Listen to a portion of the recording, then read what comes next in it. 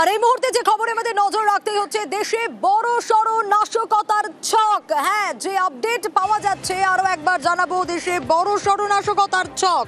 জঙ্গি যোগে দিল্লি পুলিশের ধরপাকড়, পাক জঙ্গি যোগে দিল্লি পুলিশের জালে ইতিমধ্যে ৮। কারা কারা, কিভাবে গ্রেপ্তার, আরো বিস্তারিত এই বিষয়ে জানাতে পারবে মৈত্রেয়ী রয়েছে আমার সঙ্গে। মৈত্রেয়ী, একেবারে দেখো, বড় সড় নাশকতার ছক বানচাল করতে পেরেছে দিল্লি পুলিশ, অন্তত এমনটাই জানা যাচ্ছে।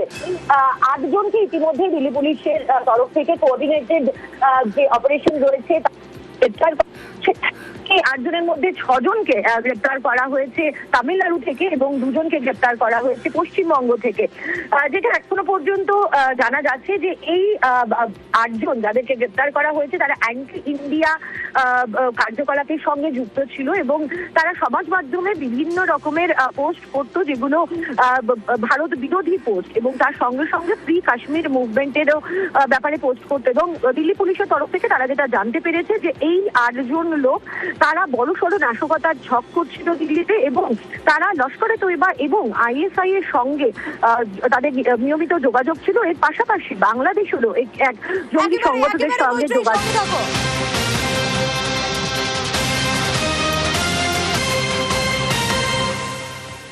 আর ঠিক এখানেই প্রশ্ন, পাক গুপ্তচর সংস্থা আইএসআই এর সঙ্গে ধৃতদের যোগাযোগ, এই প্রশ্ন উঠছে।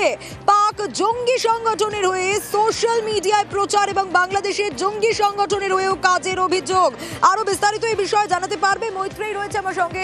মৈত্রেয়ী, এই অভিযোগ তো ভয়ঙ্কর।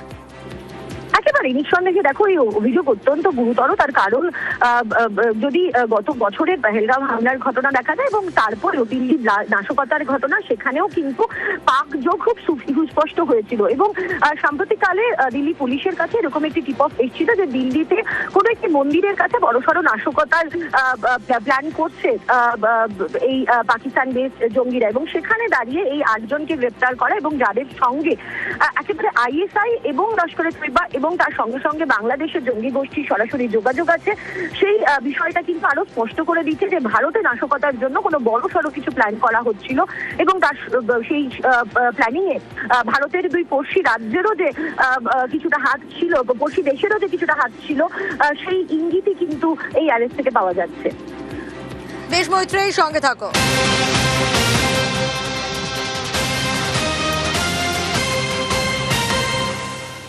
আর ধৃতদের কাছ থেকে কি কি উদ্ধার হলো? ধৃতদের ইতিমধ্যেই দিল্লি নিয়ে গিয়েছে পুলিশ, কিন্তু কি কি পাওয়া গেল তাদের কাছ থেকে মৈত্রেয়ীর কাছ থেকেই জানবো। মৈত্রেয়ী, এই যাদেরকে গ্রেপ্তার করা হয়েছে তাদের কাছ থেকে কি কি পাওয়া গেল? তার কারণ তারা যেভাবে কাজ করতেন, যে সংগঠনের হয়ে কাজ করতেন, বা যে অভিযোগগুলো উঠে আসছে, তাদের কাছে কি কি ছিল?